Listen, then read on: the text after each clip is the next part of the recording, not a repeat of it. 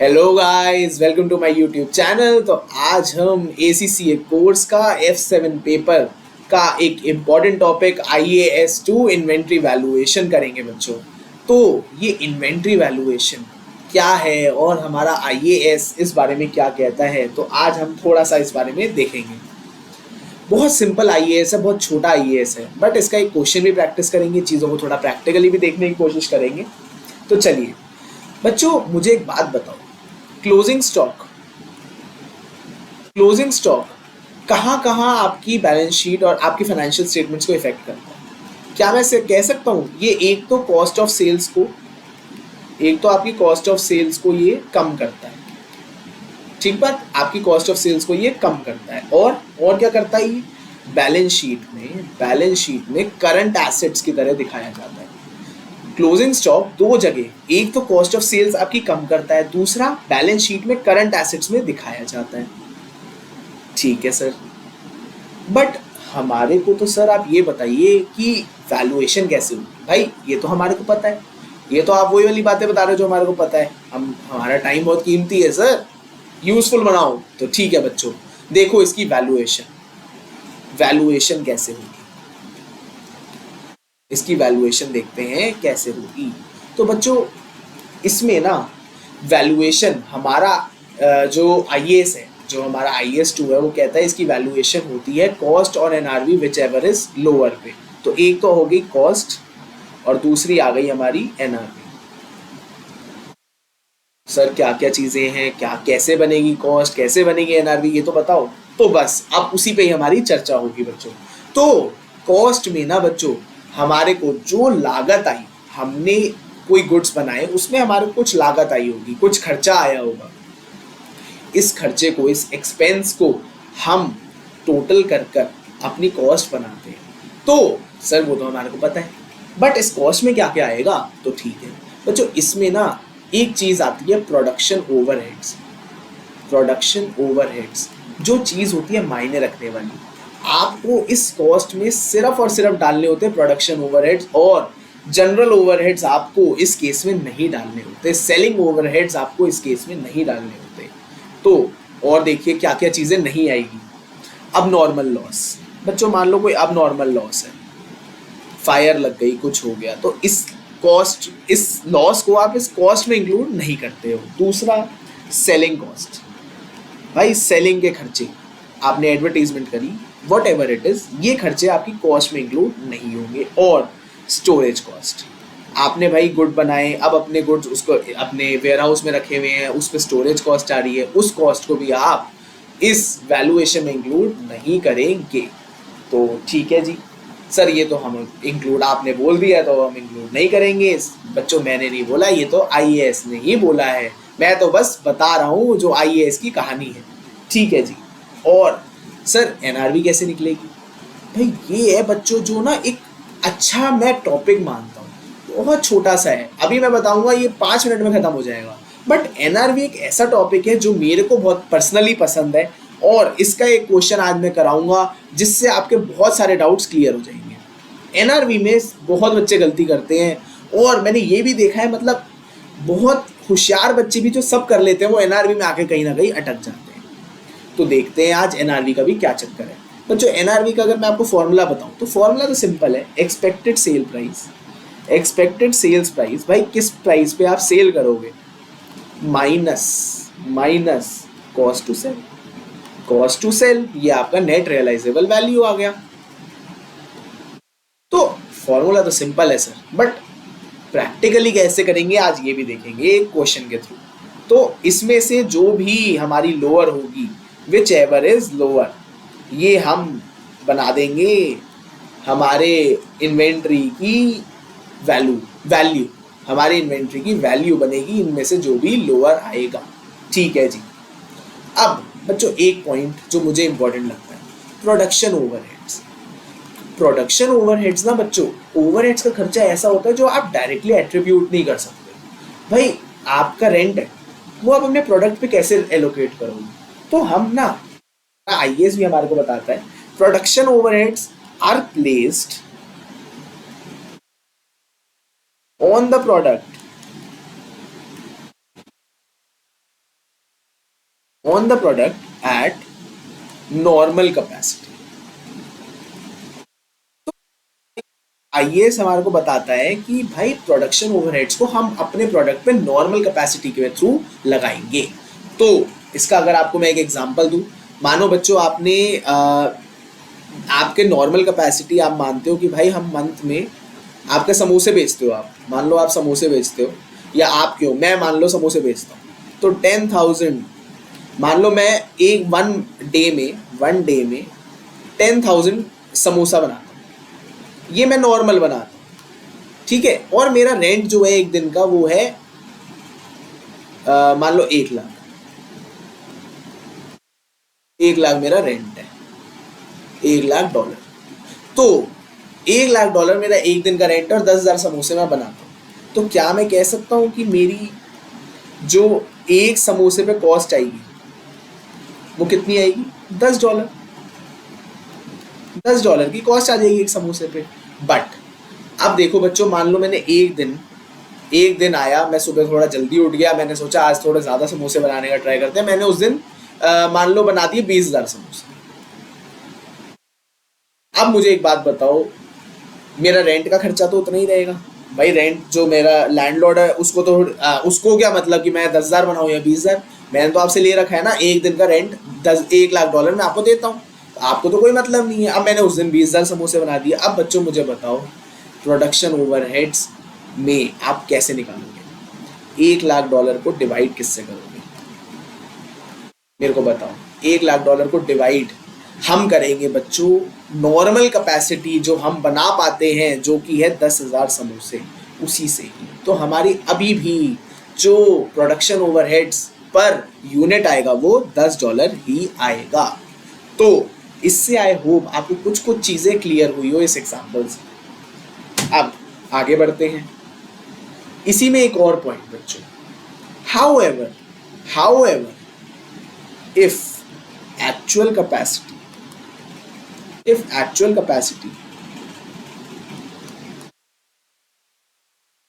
is less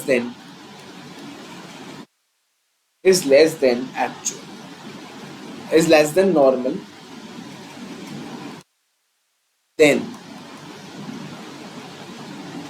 actual capacity should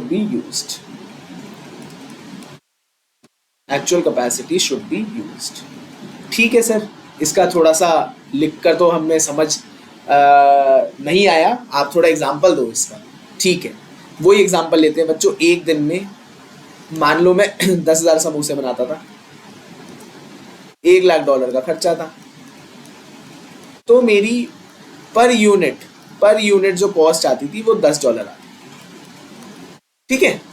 अब एक दिन मैंने बच्चों मान लो थोड़ा लेट उठा, मैं मान लो मेरे को पार्टी में जाना था, या मैं रात को लेट पार्टी से आया था, अगले दिन मैं लेट उठा, मैं 5,000 समोसे ही बना पाया उस दिन। क्या मैं लैंडलॉर्ड को ये कह सकता हूँ भाई आज आधे ही बना पाया हूँ, रेंट भी जो है आधा कर दो? बोलेगा भाई नहीं, रेंट आधा नहीं होगा, रेंट कितना लगेगा? पूरा $1,00,000। मेरे को अपनी उस दिन की कॉस्ट कैसे निकलेगी भाई? अब अगर मैंने $10 ले लिया तो मैं तो लॉस में आ जाऊंगा। अगर मैंने $10 अपने कस्टमर से चार्ज करा ना प्रोडक्शन ओवरहेड्स का, तो मैं लॉस में आ जाऊंगा। क्यों आऊंगा भाई? रेंट तो दिया $1,00,000, चार्ज कितना करा? 5,000 इंटू 10, 5,000 इंटू 10 चार्ज कर लोगे तो 50,000। भाई 50,000 का लॉस हो जाएगा एक दिन में, तो ये तो बहुत ज़्यादा हो गया सर। तो क्या करें? इस समय में हमारे को क्या करना होता है? अपनी एक्चुअल कैपेसिटी को लेना होता है पर यूनिट कॉस्ट निकालने के। तो पर यूनिट कॉस्ट निकलेगी $1,00,000 डिवाइड बाय 5,000, जो आपका निकल कर आएगा $20 per unit.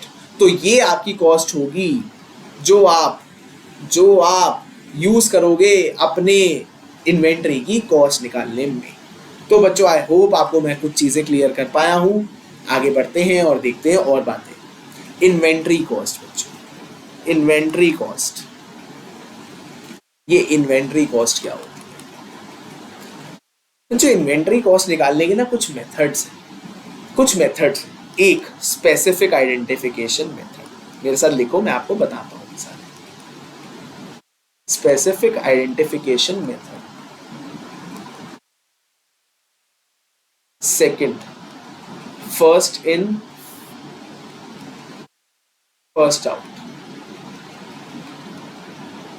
First in first out method. Third, LIFO method. Fourth, weighted average.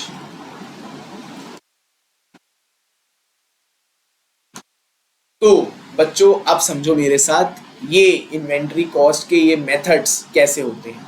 भाई मेरे पास ना इन्वेंट्री, मान लो मैं जूलर हूँ, मेरे पास इन्वेंट्री में रखा हुआ है 24 कैरेट गोल्ड। तो भाई इस 24 कैरेट गोल्ड की तो कीमत है, इस 24 कैरेट गोल्ड को तो मैं आइडेंटिफाई कर सकता हूँ कि भाई हाँ ये 24 कैरेट गोल्ड है, ये वाला 22 कैरेट गोल्ड है। तो ये तो स्पेसिफिक आइडेंटिफिकेशन, जो कॉस्ट जो इस समय मार्केट में मेरे पास कॉस्ट अवेलेबल होगी, मेरे पास जो है अपनी कॉस्ट भी मेरे को पता होगी और मार्केट में एनआरवी भी अवेलेबल होगा, तो उसके लोअर पे मैं इसको कैरी कर लूंगा। तो स्पेसिफिक आइडेंटिफिकेशन तो सिंपल है भाई, आइडेंटिफाइड यूनिट्स हैं, कोई दिक्कत नहीं है, कॉस्ट जो है उसी हिसाब से उस यूनिट की लगेगी। ठीक है सर। अब फर्स्ट इन फर्स्ट आउट, बच्चों जो माल पहले आया वो माल पहले जाएगा। भाई आप समझो, आपकी एक राशन की दुकान है, एक ग्रोसरी दुकान है, भाई आप केचप खरीद कर लाए, उस केचप की मान लो एक्सपायरी 1 महीने की है और एक केचप की आपकी एक्सपायरी है 1 साल की। कौन सी पहले बेचना चाहोगे? जिसकी 1 महीने की है। भाई आपके पास पुरानी केचप पड़ी थी जिसकी एक्सपायरी 1 महीने की है और एक नई लाए हो जिसकी एक्सपायरी 1 साल की है। भाई अगर ये 1 महीने वाली नहीं बेची पहले और 1 साल वाली बेच दी तो 1 साल वाली तो बिक जाएगी, बट ये जो 1 महीने वाली है ना वो 1 महीने के अंदर खराब हो जाएगी, फिर ये बिकने के लायक नहीं रहेगी। तो एक दुकानदार, एक नॉर्मल बिजनेसमैन, एक नॉर्मल कॉमन सेंस में, बिजनेस सेंस में क्या चाहेगा? जो माल भाई पहले आया वो पहले चला जाए। वो हमारी केचप की बोतल, सॉस की बोतल बहुत पहले आई हुई थी, तो भाई पहले वो जाने दो, पहले वो जाने दो, ये वाली तो फिर बिक जाएगी, इसमें तो अभी टाइम है। ठीक है जी। फिर होता है लास्ट इन फर्स्ट आउट, जो माल लास्ट में आया है वो पहले जाएगा। भाई कौन सा बिजनेस ऐसे करता है? अभी हमने इस बारे में ही डिस्कस करा है, और भी बहुत सारे रीजंस की वजह से मैं स्पेसिफाई नहीं करूंगा बच्चों, बट बहुत सारे रीजंस हैं जिस वजह से इस लीफो मेथड को हमारा अकाउंटिंग अब अलाउ नहीं करता है, तो इस मेथड को हमारे को पढ़ने की जरूरत नहीं है। चौथा या तीसरा मेथड हम कह सकते हैं वेटेड एवरेज मेथड। बच्चों वेटेड एवरेज कॉस्ट, आपके पास आज कुछ सामान खरीदा, ठीक है, आज मान लो आपने मैं एग्जांपल देता हूँ वेटेड एवरेज का ही, मेरे को बहुत पसंद है, खुद मेरे को वेटेड एवरेज निकालने में बड़ा मज़ा आता है, तो आप भी समझिए और वेटेड एवरेज का और मज़ा लूटिए। वेटेड एवरेज, मान लो बच्चों आज मैं 10 एप्पल खरीद के लाया, 10 एप्पल एट मान लो 100 पर एप्पल, ठीक है। मान लो अब कल मैंने मैंने आज जो है वो 5 एप्पल बेच दिए, ठीक है। कल मैं 15 एप्पल और ले आया एट 110 पर एप्पल, ठीक है जी। अब मुझे बच्चों बताओ मेरी इन्वेंट्री कितनी है? पहले तो भाई सर वो तो इजी है, 10 एप्पल पहले थे, उसमें से मान लो ओपनिंग 0 थी, ओपनिंग एप्पल जो थे वो हमारे पास 0 थे और ओपनिंग में कोई एप्पल नहीं थे, तो सर 10 एप्पल थे, उसमें से 5 चले गए और 15 और आ गए, तो सर हमारे टोटल कितना हुआ? 10 - 5 + 15, तो 20 एप्पल्स है हमारे पास सर टोटल। बट बच्चों मुझे एक बात बताओ, क्या आप आइडेंटिफाई कर सकते हो कि कौन सा एप्पल आज का कौन सा कल का? भाई सारे एप्पल एक जैसे ही लग रहे हैं, सारे एप्पल एक जैसे ही हैं, कैसे आइडेंटिफाई करेंगे आज का कौन सा 100 वाला कौन सा 110 वाला कौन सा है? तो इस केस में क्या होता है बच्चों, इस केस में हम एक चीज़ फॉलो करते हैं। मान लो जब हमारे 10 एप्पल आए, 10 एप्पल को हमने 100 रुपये पे के हिसाब से 1000 रिकॉर्ड कर दिया। अब हमारे 15 एप्पल और आए एट 110,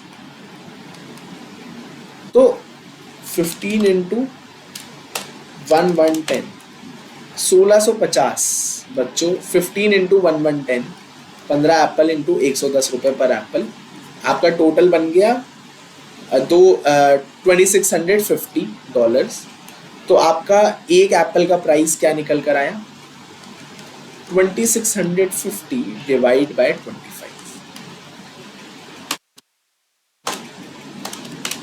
ये निकल कर आया बच्चों $106 पर एप्पल।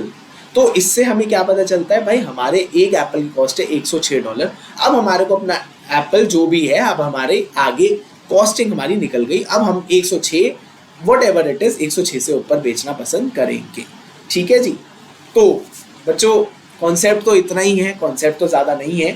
बाकी आई वुड सजेस्ट कि बच्चों this is not an exclusive thing, आप बुक से ज़रूर पढ़िए, सारे IAS आप बुक से ज़रूर पढ़िए। मैं तो आपको यही सजेस्ट करूँगा, बुक में बहुत सारी चीज़ें हैं, बहुत सारा ज्ञान है जो हमारे को लेना है और हमारे पेपर के लिए इम्पोर्टेंट है।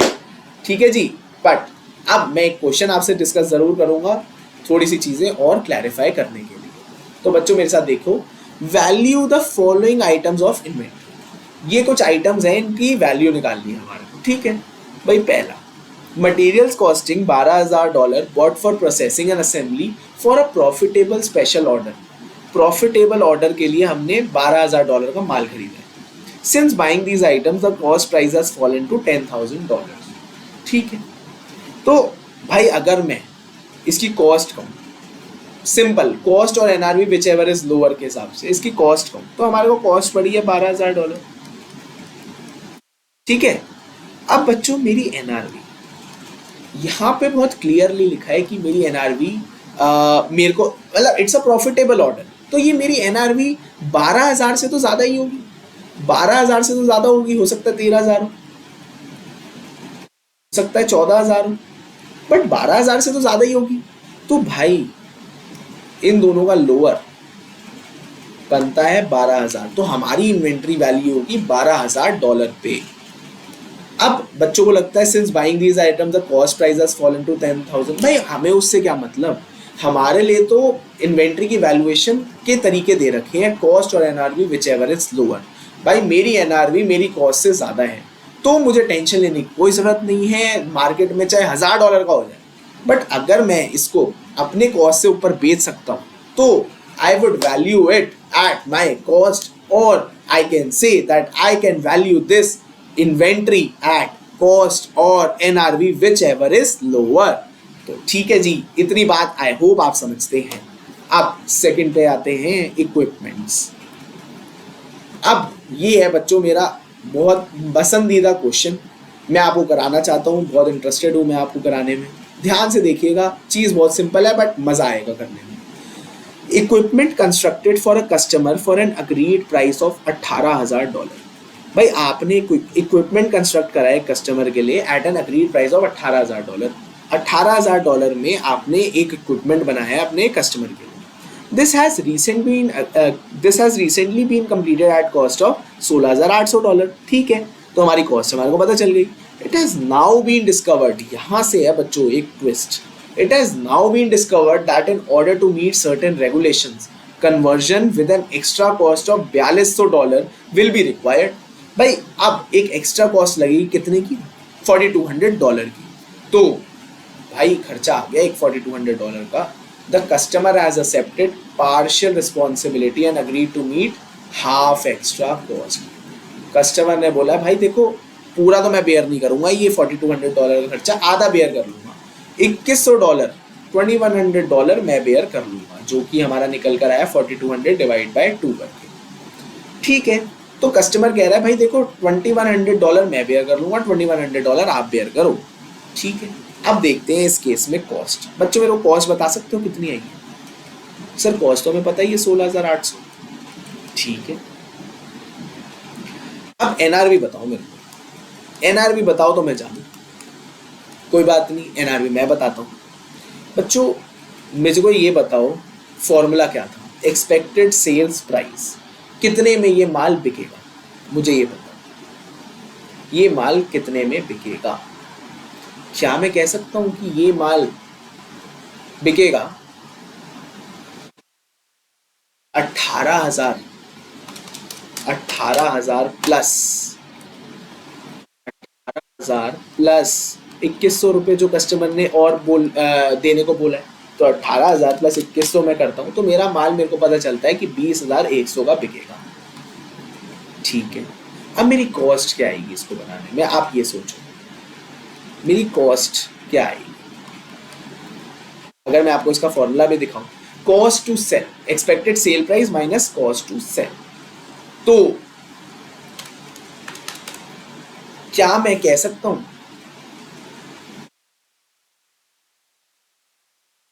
कॉस्ट टू सेल कितनी आएगी बच्चों?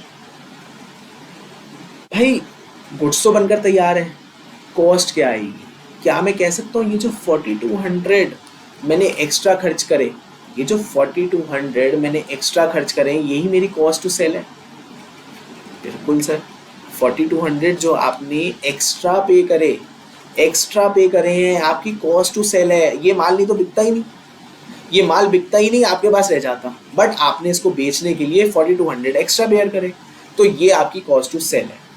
तो NRV एक्सपेक्टेड सेल्स प्राइस में से जब आप अपनी कॉस्ट टू सेल माइनस कर देंगे तो 20,100 माइनस 4200, 15,900 इज योर आंसर। तो आपकी कॉस्ट कितनी, कॉस्ट वर्सेस NRV अगर हम करें तो आपकी कॉस्ट कितनी आई थी बच्चों? कॉस्ट आई थी आपकी $16,800, $16,800। Let me show you once, $16,800 cost I, और हमारा NRV कितना है? 15,900। किस पे वैल्यू करोगे भाई? लोअर पे। तो लोअर कौन सा है? लोअर तो सर हमारे को पता है, वो तो हमारे को दिख रहा है, लोअर तो ये है। तो भाई बस इस पे वैल्यू कर देना है अपनी इन्वेंट्री को। आई होप बच्चों आपको चीज़ें समझ आई होंगी। टॉपिक्स बहुत सारे हैं, चीज़ें बहुत सारी हैं करने को, बट हमारे को धीरे धीरे सारी चीज़ें पढ़नी ही पड़ेगी बच्चों। पेपर में कुछ भी आ सकता है, हमारे को नहीं पता, कुछ भी आ सकता है पेपर में। मैं स्टिल अपना नंबर लिख रहा हूँ, अगर आपको कोई डाउट आता है तो आप मेरे से इस नंबर पे पूछ सकते हैं या कमेंट सेक्शन में डाल के भी बता सकते हैं। चलिए बच्चों, आज के लिए बाय बाय, टाटा, पढ़ते रहिए एंड पढ़ते रहिए, बाय बाय।